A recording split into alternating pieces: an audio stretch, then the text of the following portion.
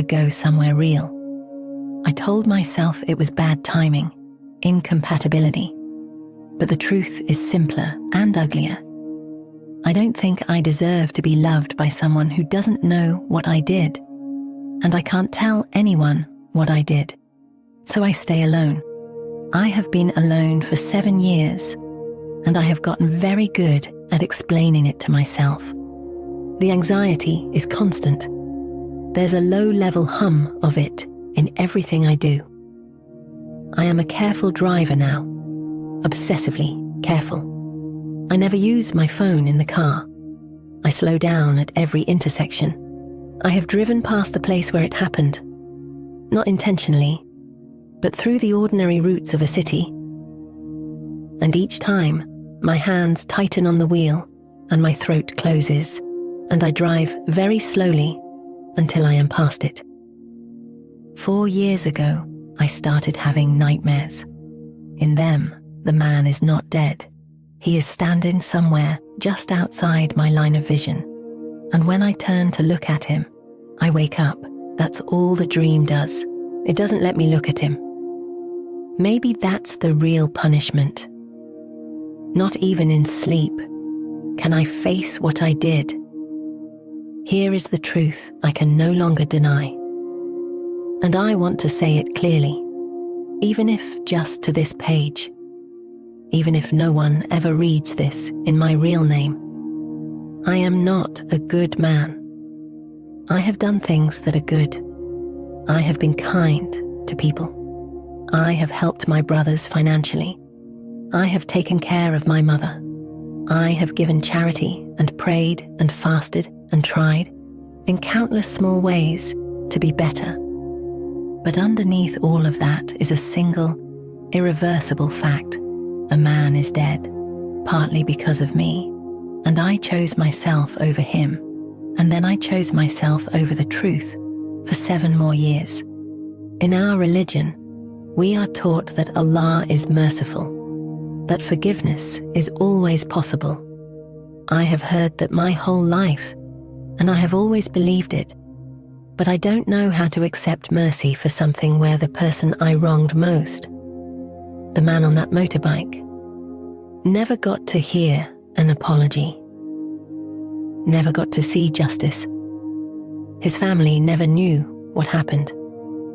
They may have assumed he simply had an accident, that it was fate, that it was God's will, and I let them believe that. That is the part I cannot reconcile. Not my guilt. I can carry guilt.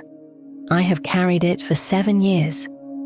But the idea that his family has lived with an incomplete truth, that they grieved without the full picture, that is the thing that sits in my chest like a stone that will not move.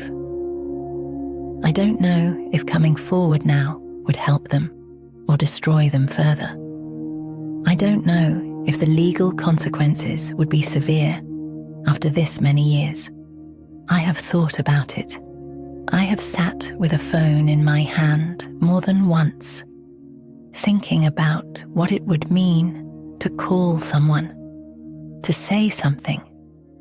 I have not called. I don't know if I am staying silent out of cowardice again, or out of genuine uncertainty about whether truth this late would be healing, or just another wound. I tell myself I don't know, but I am not sure I fully believe myself anymore. I am trying to heal. I don't know if that is even the right word for what I am doing, but it is the only one I have. I see a therapist now, a man in a private clinic who knows nothing about this specific thing, but who has helped me understand that I have been punishing myself in ways that were destroying me without actually accounting for anything. That self-destruction is not the same as atonement. I am trying to be honest with myself about what kind of man I am. Not the worst version, not the best, but the true one. A man who made a catastrophic choice at 26. A man who has been afraid every day since. A man who is still, slowly, trying to figure out what the right thing is, knowing that there may not be a right thing anymore, knowing that some doors, once closed, cannot be reopened without causing new damage.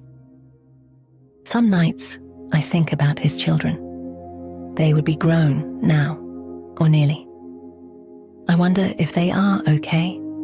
I wonder if losing their father changed the trajectory of their lives. I wonder if there was a daughter who needed school fees he would have paid. I wonder if there was a son who looked for his father at a wedding and felt the absence like a wall. I don't let myself wonder too long. It is the kind of wondering that has no flaw. If you are listening to this, I want you to understand something. Not about me, about the weight of hidden things. We talk about guilt like it is a punishment we impose on ourselves, something we could simply stop if we chose to. But guilt, real guilt, the kind that lives in your body and breathes with you and wakes when you wake, it is not a choice. It is a consequence, and it does not care how much time has passed. Every lie you build your life on top of adds weight to the foundation, and you don't notice it. Not at first, not for a long time. You wake up one day and realize your whole life is quietly sinking, and you are the only one who can feel it. I built mine on silence, 7 years of silence, and the silence has not made me feel safer. It has only made me lonelier. Maybe that is what I needed to say, out loud, just once, even anonymously, even into a void. I am not the man my mother thinks I am. I am trying to become someone worthy of even a fraction of what she believes. And I do not know if I will ever get there, but I am still trying. And I am done pretending. That is the same thing as being okay. Some things don't ask for your forgiveness. They just ask you to stop lying about what they are.